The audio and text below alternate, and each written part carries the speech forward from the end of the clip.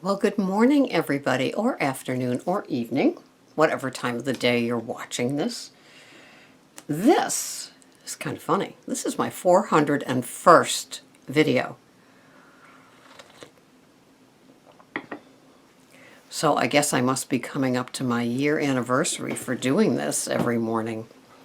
Wow.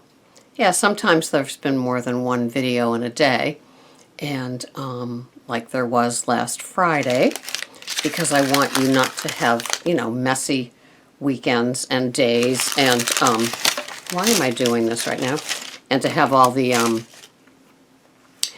unnecessary slips and skids that we might have, especially on weekends where there's a lot of candy around. And so far, I have escaped the candy. It's not something that is even on my radar today.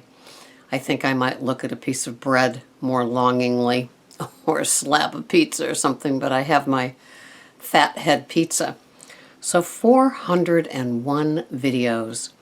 When I began, I was a point PPV counting Weight Watcher person, and I've only been to one meeting in my life. Isn't that funny? Many Overeaters Anonymous meetings, though, because for me it's the emotional part of the food that has gotten me into trouble every time.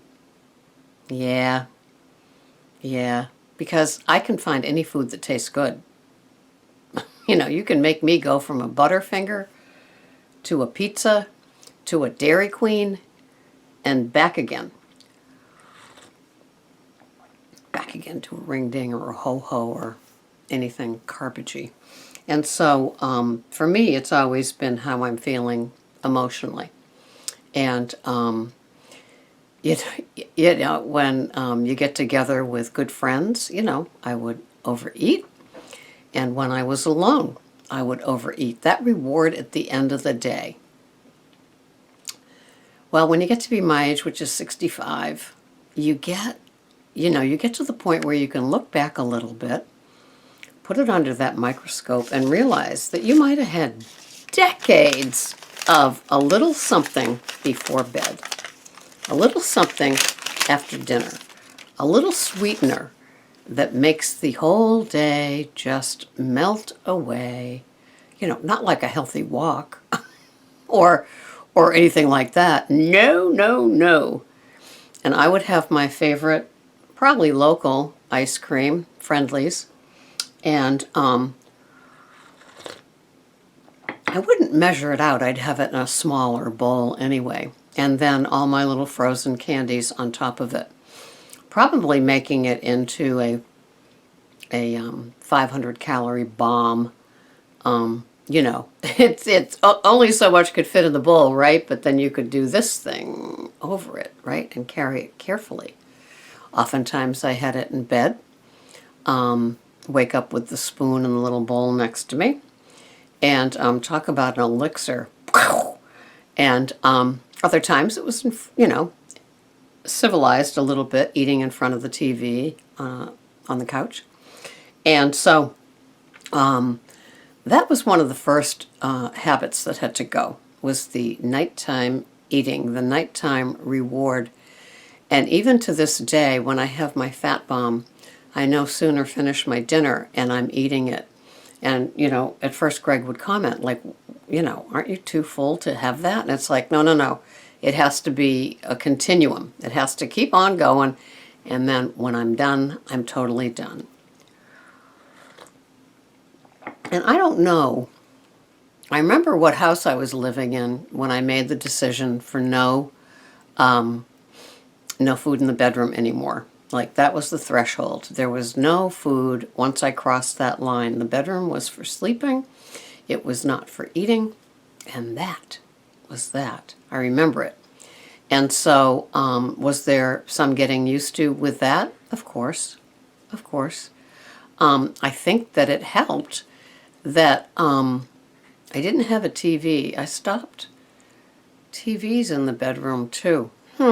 What a connection, right? The TV, the bed, the pillow propped up, and the little num-num in my little lap, right? And I stopped that probably less than 20, but no more than 20 years ago.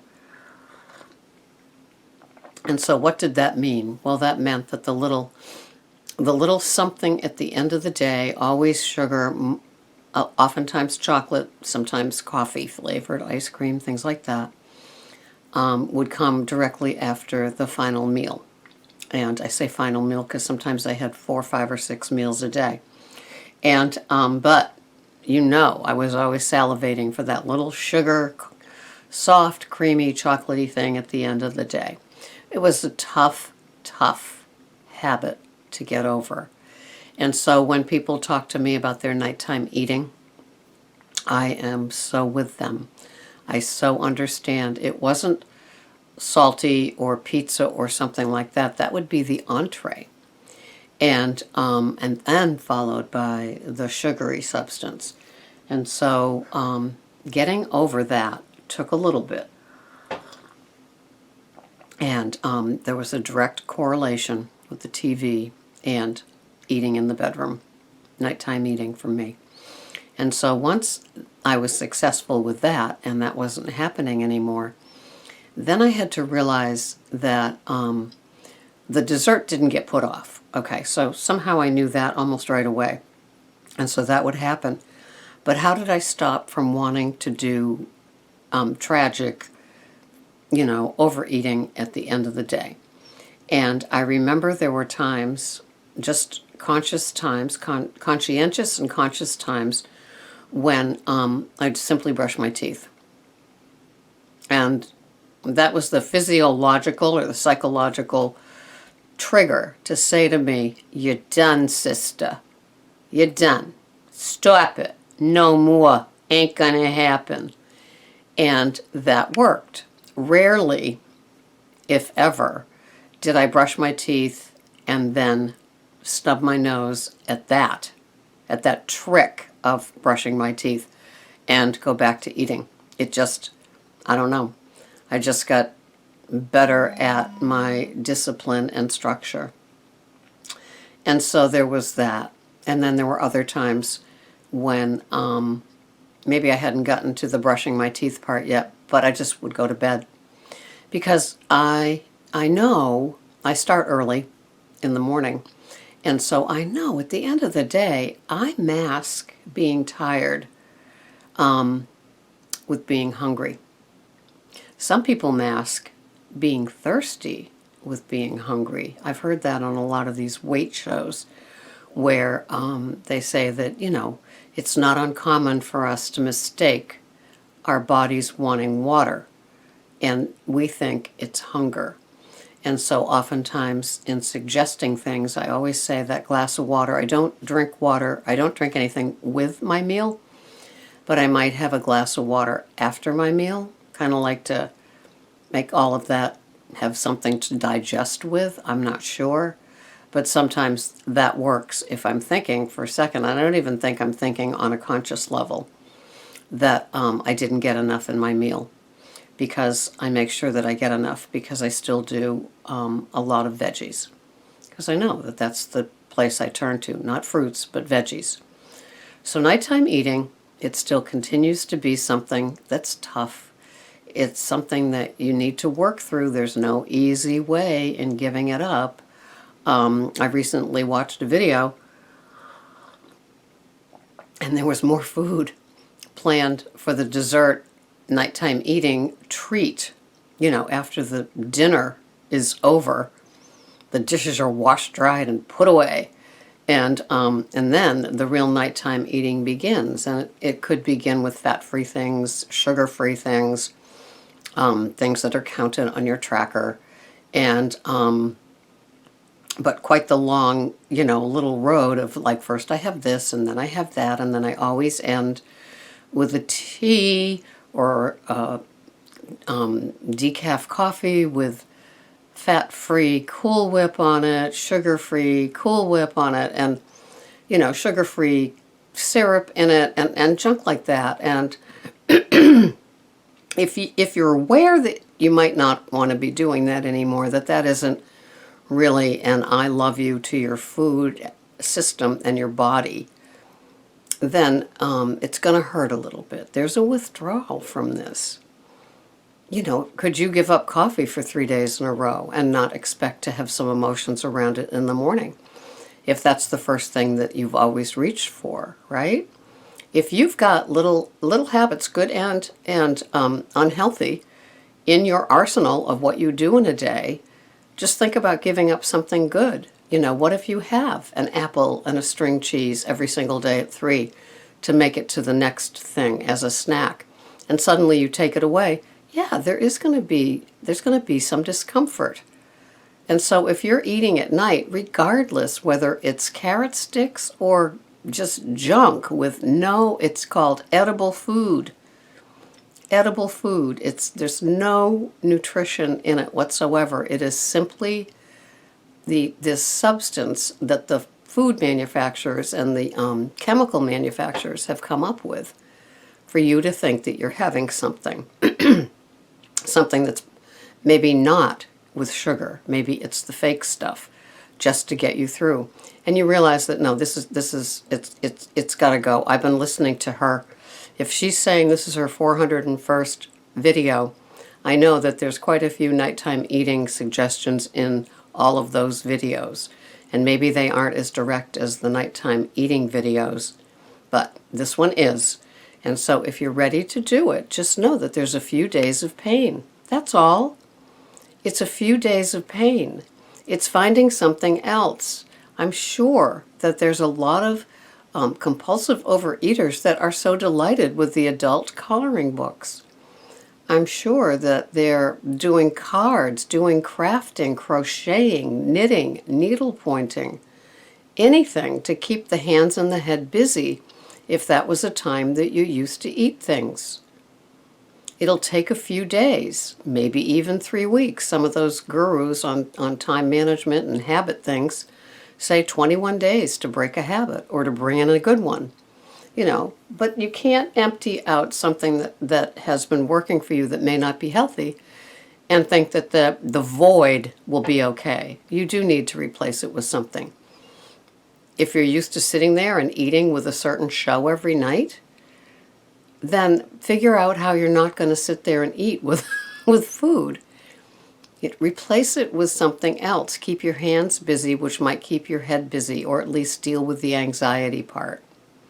Or give up the show for a few days until you feel you're stable enough to go back without the substances. It takes work. It's not going to snap. It's over. And the first thing is acknowledging that you do that you save, 10 points for like the food crap at night. Recognizing that, and then, if it's still working for you and it's not setting up cravings and triggers, keep doing it. If this is your salvation. I'm just talking about the people that can't stop once they start on the nighttime train. And they want to stop. And they want to know how to get to that place. It's a solely individual, personal, alone, private, yucky thing. So big girl panties are needed for it. If any of you are like me with my relationship, I have a nighttime eater that, I'm with. I watch him nighttime eat. He wouldn't understand the need to give it up. It's just not something that he's plagued with, right? There are people like that. And sometimes we have to live with them and learn to squint. So if you want to work on your nighttime, watch this video again. Find other videos that have nighttime eating. Listen to people that have done it. Don't watch people that break out 10 points worth of stuff at the end of the day after the dishes are washed from dinner, and keep doing it. It's not going to help you. It's not permission. Only you can say when it's time to give it up, right? So, hopefully, this video will help if you're trying to omit that nighttime edible food only, or even if it's nutritious, but you just know that it's not good for the head. It's not good for the mental hunger, and you want to give it up. Just keep watching this. Stuff can happen when you're ready for it to happen. This has been Sarah, Pearls of Wisdom and Food. You have the power to give up nighttime eating. Have a wonderful day and night. Thanks for watching. Bye-bye for now.